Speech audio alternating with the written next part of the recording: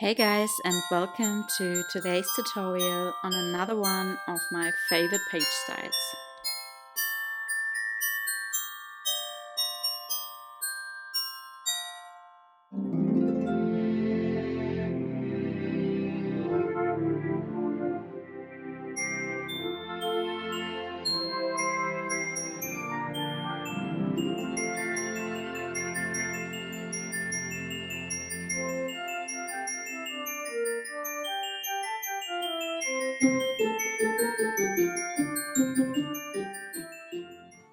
Okay, so let's just start with the tutorial for today. And the first step we always need to do for any of those page styles is to cut and score our cardstock as well as our pattern papers. And for the measurements, you can refer to the cutting guides and templates which are available in my Etsy store for different album sizes. And when I cut my cardstock and pattern paper, I always like to label all the elements I have cut. So this is just an example on how to use your cutting guides for cutting and scoring your cardstock and pattern papers, and then after scoring you can go ahead and do the next step.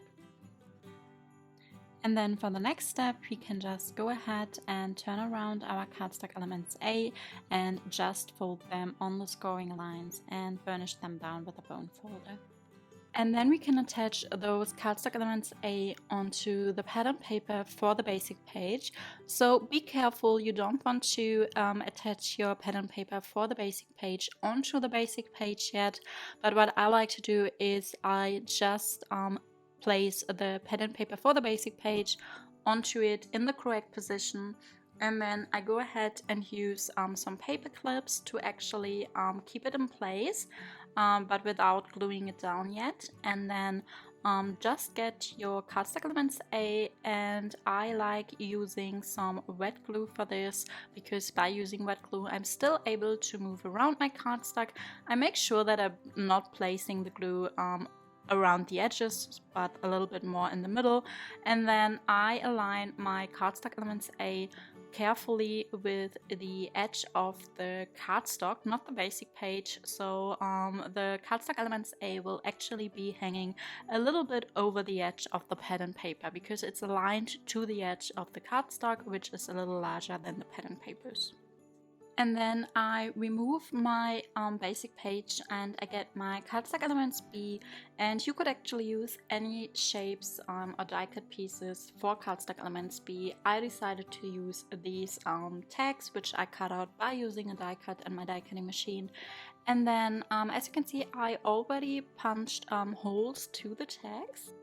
And with these swing features for closing, you always want to make sure, no matter what shape you are using, that the hole you are punching is on one side, like either the left or the right side of your shape, and of course it cannot be in the middle. So then I just place Cardstock Elements B in the correct position, so I make sure where I want them to be placed, and I get a pencil to actually mark the holes. And when attaching, make sure that you open up your swing feature so that you can be certain that it won't be like in the way with the Cardstock Element A. And once you have figured out the correct positions to place your Cardstock Elements B in, you can go ahead and get your Eyelet setting tool, and I actually like to use my big bite for this, and then I just punch the holes first. And then you would need two small eyelets, and I actually use very tiny ones for these, but the regular ones would work as well. I just use these because they would fit into the text better than the regular ones. And then you just place those eyelets into your holes of Cardstock Elements B, and then of course also into the holes of the pattern paper for the basic page. And then you can use your eyelet setting tool to actually place Cardstock Elements B onto the pattern paper for the basic page by using these eyelets.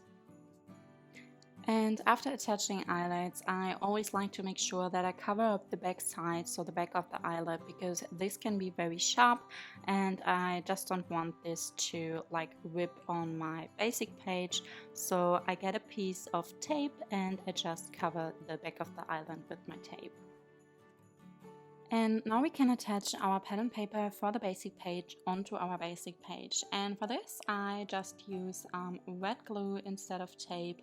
And as you can see, I actually use a lot of red glue here. I usually wouldn't do that, but especially with the eyelets, I want this part to really stick onto the basic page. So around the eyelets, I make sure that I use a little bit more of glue. And then the last step would be to cover your Cardstock Elements A with the coordinating pattern papers. So you would need pattern papers A, and then again I just use my red glue here instead of tape because I'm still able to align my pattern paper by using red glue. And then I also added some pattern papers to my Cardstock Elements B, which of course depends on the pieces, die-cut pieces or embellishments you are using for this page style. So now that's what your finished page style 45 looks like, and as you can see we have created a page style with 2 fun swing features, and then you have room for 4 different square photos in the size 4 by 4 inches for the 8 by 8 inch mini album size, and then you could add 3 by 3 inch photos for the 6 by 6 inch mini album size.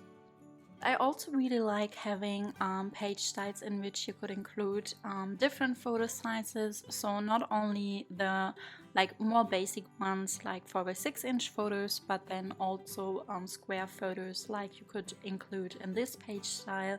And also I think these page styles are great, for example, to include 4 by 4 or 3 by 3 inch journaling cards. So some collections come with those journaling cards, and these are just the perfect page styles to use them for decoration.